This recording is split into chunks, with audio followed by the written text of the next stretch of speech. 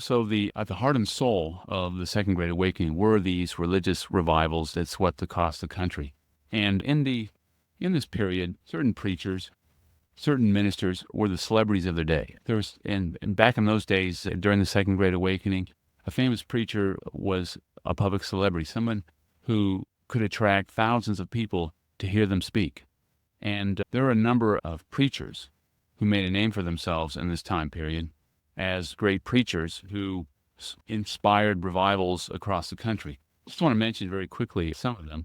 One of the earliest great preachers was Timothy Dwight here. Timothy Dwight in 1795 became the president of Yale University. There's a connection with the First Great Awakening in the sense that he was the grandson of Jonathan Edwards, who of course was one of the great preachers and evangelists of the First Great Awakening. Timothy Dwight, as president of Yale University, did a lot to promote revivals, and it was through his efforts that revivals spread across much of New England, especially among the old congregational churches there.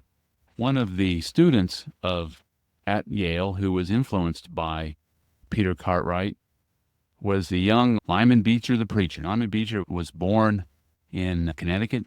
In 1799, he became ordained as a pastor.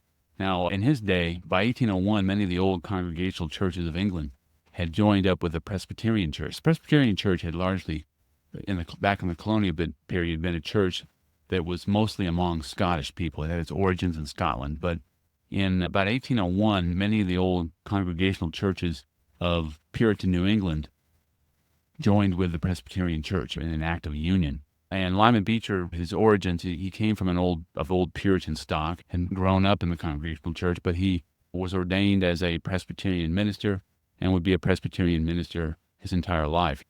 He started out in Connecticut, ended up in Boston, and later he moved out west to Cincinnati, where he served as the president of Lane Seminary, a new seminary that opened up in Cincinnati by the 1820s.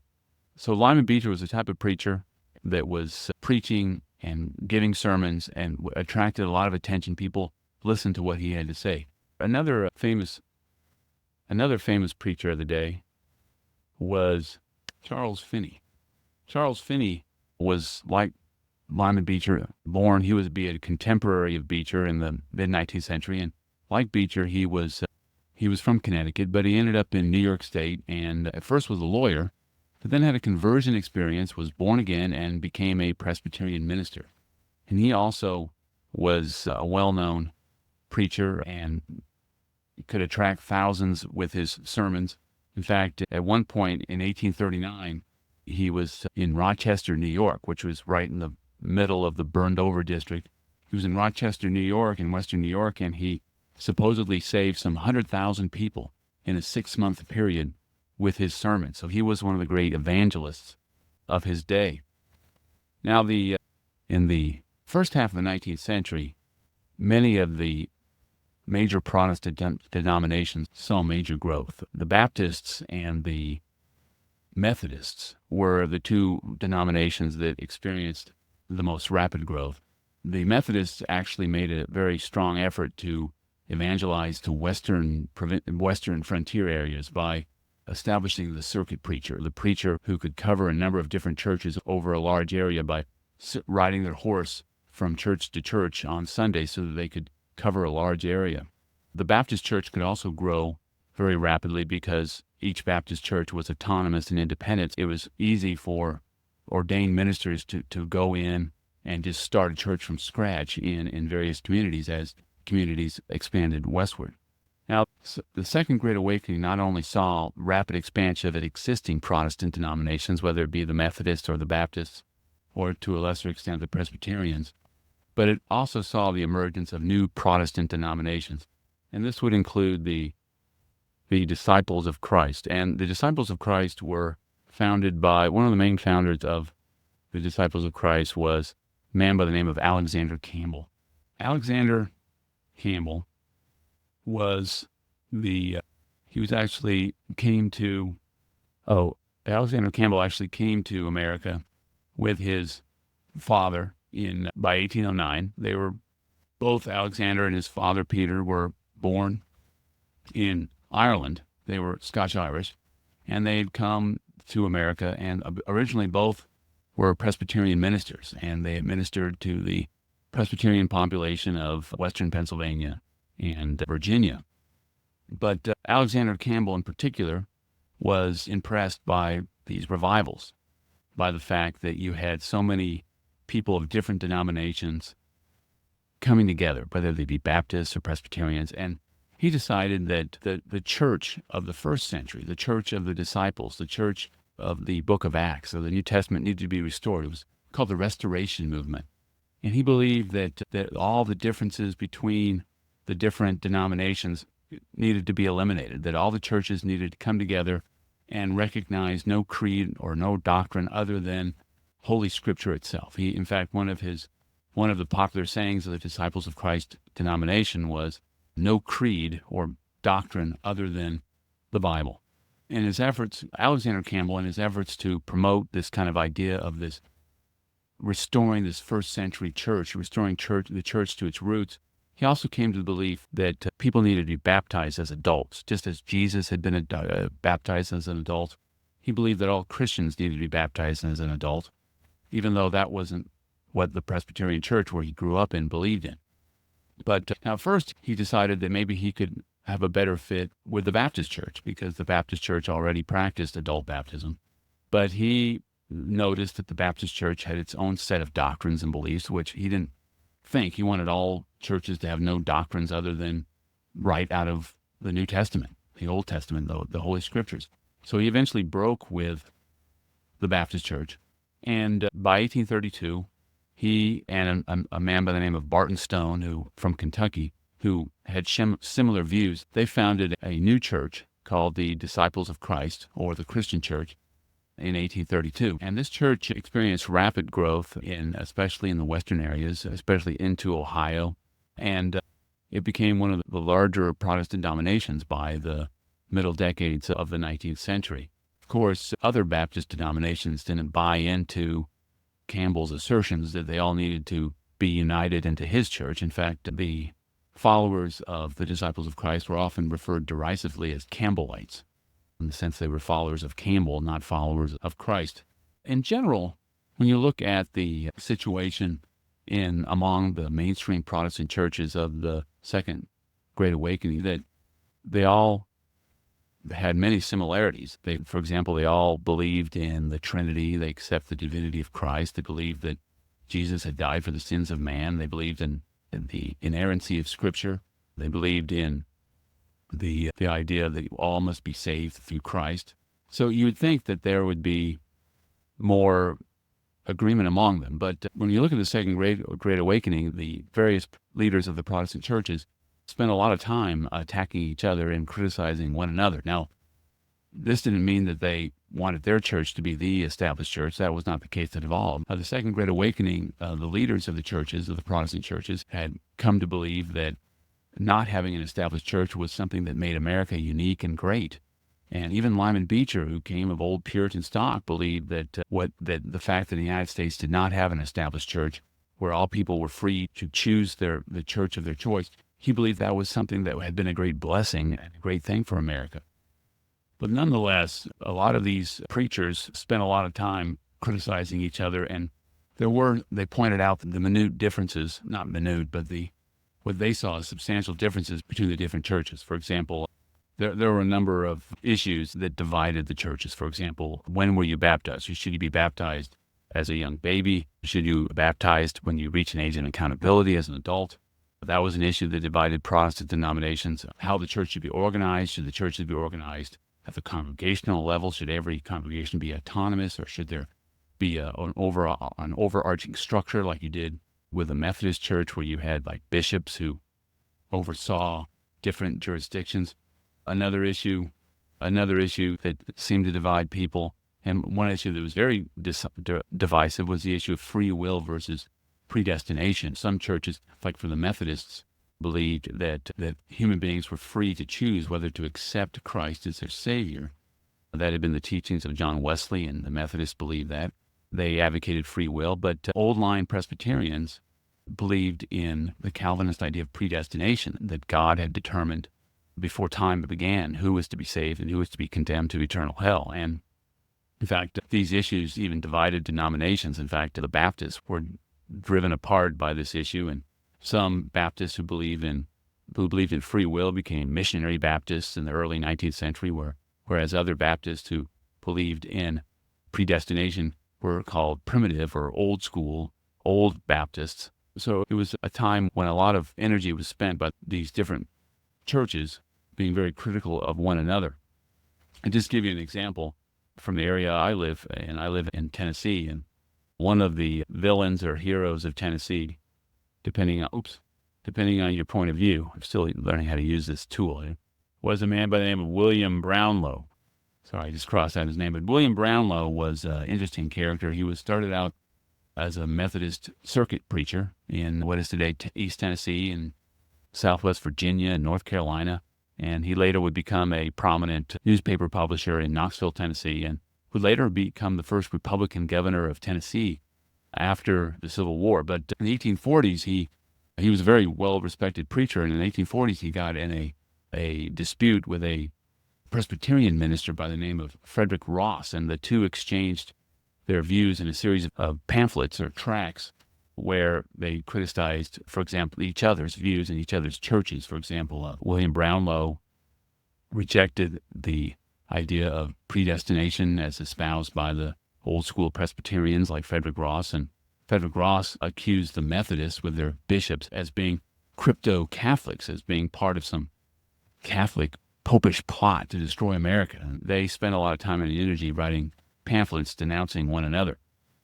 But another development we see in this time period was that with all this, the fact that America had religious freedom and the fact that you had a lot of this religious fervor in the air at this particular time period, that there emerged religious movements and churches that held views that were very different than the mainstream Protestant denominations. And I wanted to talk a little bit about some of these religious movements. One religious movement known as Adventism is associated with a man by the name of William Miller. There he is. William Miller was a Baptist minister who lived in western New York, and he was fascinated by the Book of Revelations, which is one of the books of the New Testament, and the Book of Daniel, one of the prophets of the Old Testament. And he was convinced that from looking at these books, that these books provided a mathematical code that could foretell the end of the world. And he was convinced that initially that the year 1843 would mark the second coming of Christ and the end of the world as we know it. Now, the Book of Revelations, you see a picture of a scene from the Book of Revelations, had fascinated Christians for centuries. And in every Christian century, when there was a time of religious fervor, there were those who believed that the end of the world was imminent. Martin Luther, and during the Protestant Reformation in the 16th century, thought the world was coming to an end quickly. And the Second Great Awakening in America was no different. Charles Finney, the great preacher, often talked about how the second coming of Christ was just around the corner. You can even go back and look at the New Testament. For example, Paul's letter to Thessalonians, or the first letter of Peter in the New Testament. In these epistles, you can tell that even in the first century, the people were expecting the second coming of Christ to come at any time. Now, William Miller was, as he was a preacher in the burned over district, where you had a lot of religious fervor, when he started talking about the end of the world and claimed to know exactly when this is going to happen, this created a lot of excitement, and a lot of people were convinced that he was. Now, unfortunately for William Miller, the year 1843 came and went, and nothing happened. So he announced that there had been a mistake, and instead 1844 was the correct year. Now, when 1844 came and went, Miller and his supporters were subject to a lot of abuse, and people referred to them contemptuously as Millerites. But followers of William Miller were not going to give up that easy. In 1845, what they decided to do was to have a big meeting. They all convened in Albany, New York, all these followers of Miller, all these Millerites, and they called themselves the Christian Advent Association. And they were convinced that, in fact, something had in fact happened in 1843, 1844. Maybe many of them thought that this had marked a new age in Christian history, that Jesus had returned maybe in a spiritual sense. And actually this movement, this Christian Advent Association, would spur later on the development of new Christian denominations. It was out of the Christian Adventists that would come later by the end of the 19th century, both the Seventh-day Adventist Church and Jehovah's Witnesses. William Miller, his vision and his ideas did inspire the eventual creation of two new denominations after the Second Great Awakening in the late 19th century. Another interesting character who spawned a religious movement was a man by the name of George Rapp. George Rapp was born in Germany. He was a Lutheran pastor, and he became convinced that the end of the world was near. With a group of his followers, came to America in 1803, and he founded these communities, one at Harmony, Indiana, another one at Economy, Pennsylvania, in western Pennsylvania. And the purpose of these communities was to await for the eventual second coming of Christ. Now, George Rapp was interested in spiritual purity and moral purity, and in these communities it was agreed that they would no longer engage in sexual relations. So the members of the community practiced celibacy. It's also agreed that they should share all their possessions. And so there was no private property. All possessions were shared. In their view, they were following the example of the first Jerusalem church of the 1st century A.D. in the Book of Acts. Now, this community flourished for a number of decades. In 1829, George Rapp had a vision that in 3 years, Jesus Christ would come back. Now, unfortunately for George Rapp, there was a kind of a insane young German man who was convinced that he was Jesus, and he was able to somehow convince George Rapp that he, in fact, was Jesus, the second coming of Jesus. And this German character, he showed up and claiming that he was in fact the second coming of Christ. And of course, many of the people in the community were not impressed, and he convinced no one. And as a result, George Rapp lost a lot of credibility, and his communities that he had founded rapidly declined thereafter. George Rapp would die in 1847. Interesting enough, even though he believed in sharing property, he did hoard for himself lots of precious metals. At the time of his death, they found that he had hoarded about $500,000 worth of gold and silver. Now, that's $500,000 in 1847 would be worth a lot more today, I'm sure. But anyway, that would be George Rapp. Another interesting religious movement that swept across the Ohio Valley and Ohio and Kentucky were the Shakers. Now, the Shakers were inspired by a woman named Anne Lee Stanley. Anne Lee Stanley was born in England. She was originally a Quaker, but she had these series of visions which convinced her that the end of the world was coming and that Jesus Christ was about to return in his second coming. And she organized a group that was known as the United Society of Believers in Christ's Second Coming. Now, in 1774, her and a group of her followers left England and came to America. Now, eventually, people inspired by Anne Lee Stanley's vision, they referred to her as Mother Ann. These folks organized communities, about 30 of them, really, by 1830, up and down the Ohio Valley in Kentucky and Ohio. And in these communities, you had men and women who lived together, but they were celibate, just like what we saw in the case of the Rappites in George Rapp's community. They were celibate, and they also shared all their possessions, and they lived communal living.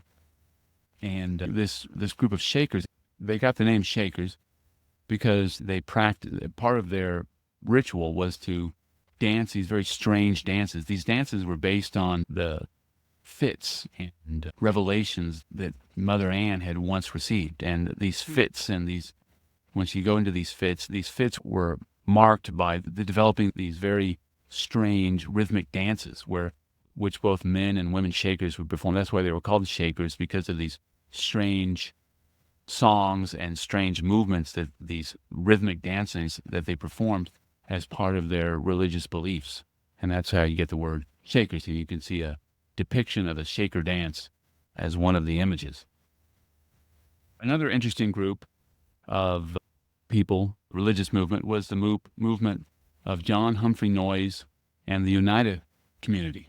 John Humphrey Noyes was born into wealth. His father was a congressman from Vermont, and he attended Yale University.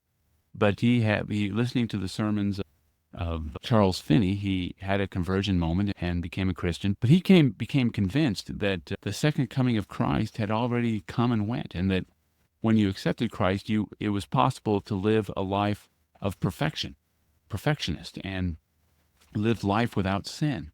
And his idea of living a life without sin, living a perfect moral life, was a life where everybody shared everything in common. With this vision in mind, he founded a community of around 200 people in upstate New York at a place called Oneida. It was called the Oneida community. And here, everybody shared everything. There were no individual possessions. Everybody produced and shared all goods. Another interesting thing about the Oneida community was that they shared each other. They practiced what was called complex marriage. He believed that he didn't outlaw, unlike the Shakers or the Rappites, he did not outlaw sexual relations. He believed that it was okay for people to have sexual relations, but he didn't believe that they needed to be married, one man to one woman. So in his community, every man was married to every woman, and they were free to engage in relations whenever it suited them to do. Now, the community actually made a profit. One of the things the community produced, they produced steel traps and sold them to the markets, and later they produced flatware, forks and spoons and knives, and the community flourished economically. Now, in 1879, the law caught up with John Humphrey Noyes. The state decided to pursue charges of adultery against him, of course, because of the situation in Oneida, and he fled to Canada in 1879. And 2 years later, the Oneida community decided to end their communitarian living and just become a joint stock company, a company that still exists to this day that produces flatware, which ironically is often given to people who get married, even though the community originally didn't believe in one man, one woman marriage. Yet another group to emerge in the Second Great Awakening, a religious movement that still is with us today, unlike the Oneida community, is the Mormons and Joseph Smith. Now, again, not surprising, Joseph Smith lived in the burned-over district. He grew up there in upstate New York. And when he was a young man, he supposedly in 1823, he had a vision. An angel appeared to him, and an angel showed him these golden tablets.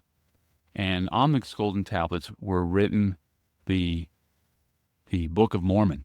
That's how this church eventually was called the Mormons, because of the Book of Mormon. This was the book that was recorded on these golden plates. And with divine aid, he was able to translate the writings that were on these golden tablets, to translate the Book of Mormon into English.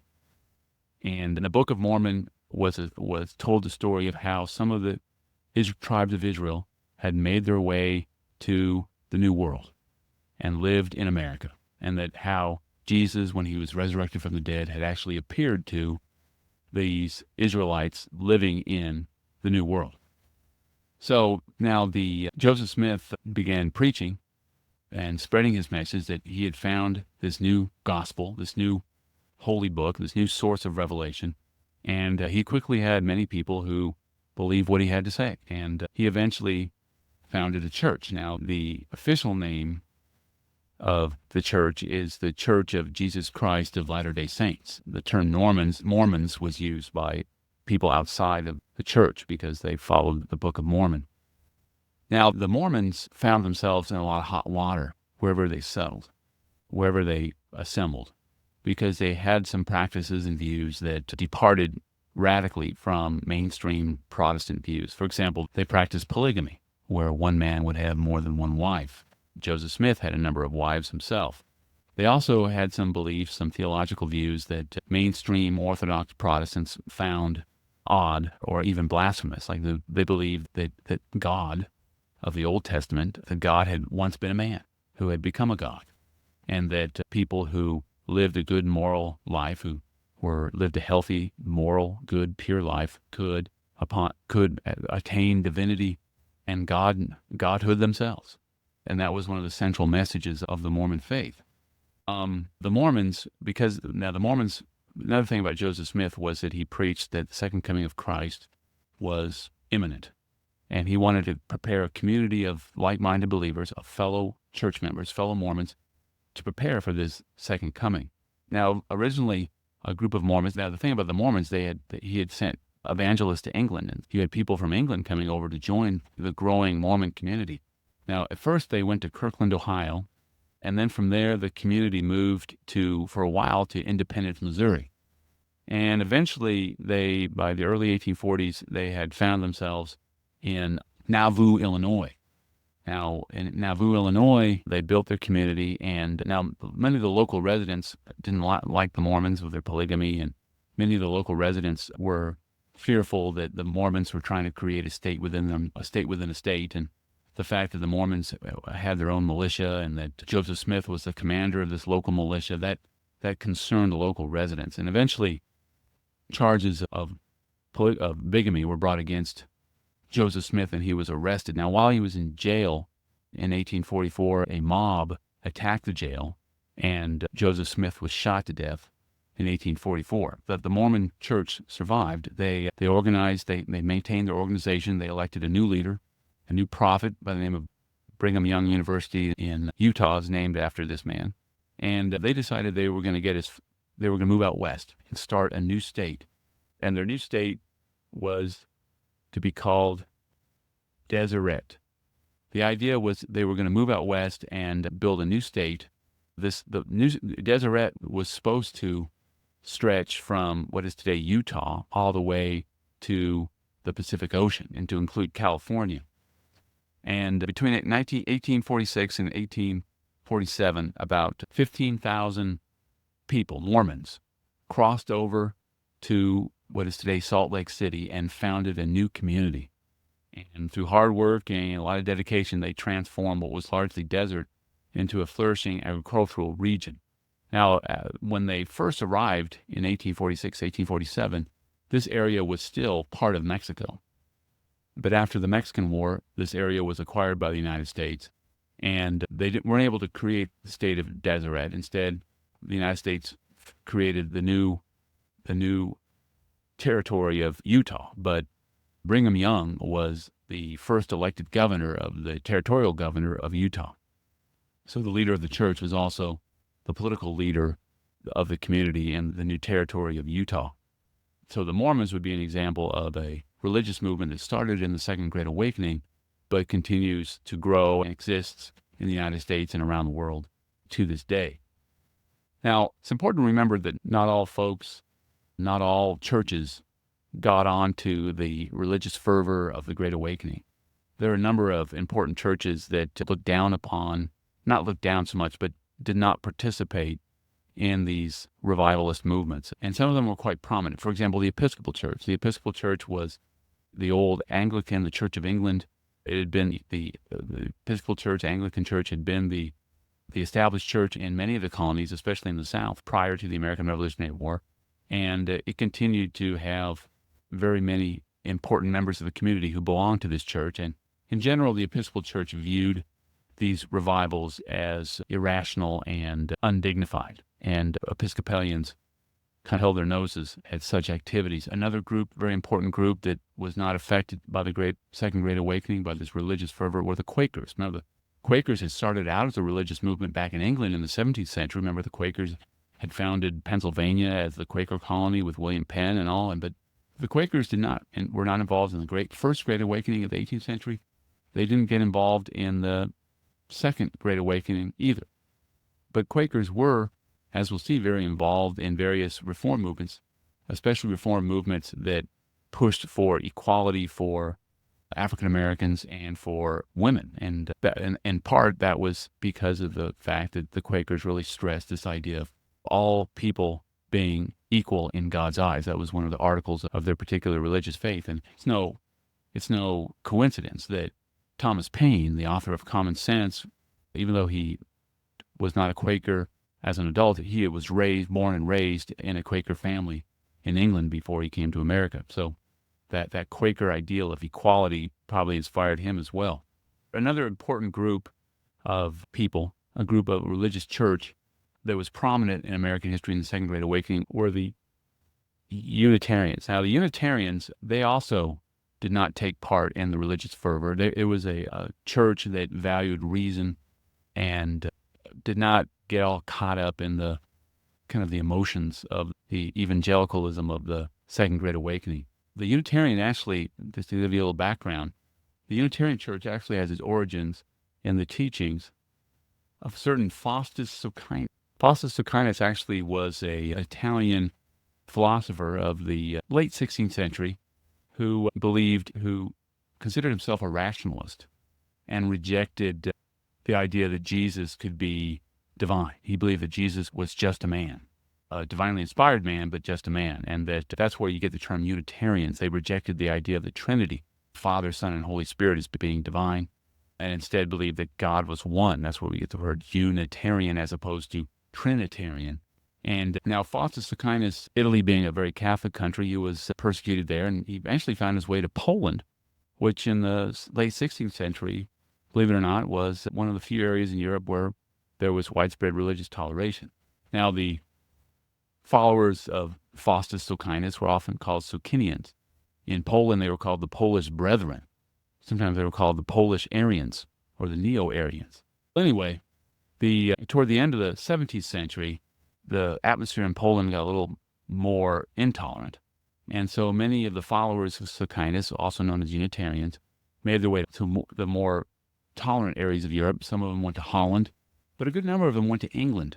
And from England, their ideas of Socinus made their way to the colonies. In fact, by the end of the 17th century, the school at Harvard University had become largely Unitarian. In fact, Yale University was founded in 1701 as a rival to Harvard because many of the more orthodox believers believed that Harvard, by embracing Unitarian ideas, had gone down a bad path. But the fact that Harvard was Unitarian and made it so that by the 18th and early 19th century, many of the congregational churches of New England had embraced Unitarianism, and most of those churches were Unitarian, especially those around Boston, by the time you get to the early 19th century. Now, since these churches were some of the oldest, most established churches in New England, there were many prominent New England Unitarians. Probably one of the more famous prominent Unitarians was John Quincy Adams, the President of the United States. Now, Unitarians embraced the Enlightenment, the idea that the belief in human progress and the advance of science and technology, but they equated scientific and technical progress and advancement, they linked it to moral progress and moral expansion and moral progress. And as we'll see when we look at the Age of Reform, many of the prominent reformers were people who had a Unitarian background.